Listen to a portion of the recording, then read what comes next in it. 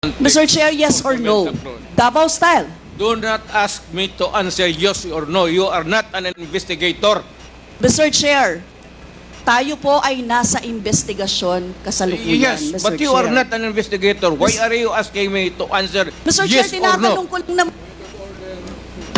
Point of order. Your Honor, this is not an inquisition.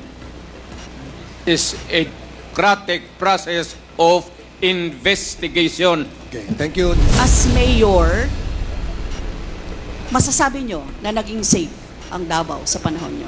Talaga. Chair. Tanungin kita, where were you the other day at 4 o'clock in the afternoon? Point of order, Mr. Chair.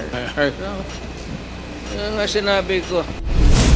Ngayon, Mr. Chair, kung ganon, handang mag-cooperate ba ang dating Pangulo sa lahat ng investigations na gagawin, Mr. Chair?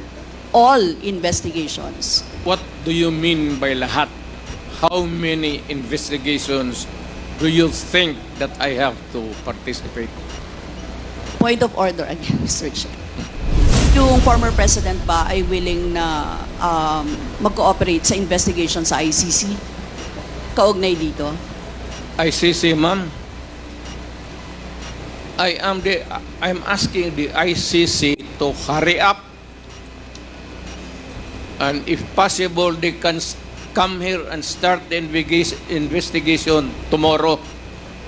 This issue has been left hanging for so many years. Matagal, ma'am. Baka mamatay na ako, hindi na nila ako maimbestiga. So I'm asking the ICC through you na magpunta na sila dito bukas, umpisahan na nilang investigation.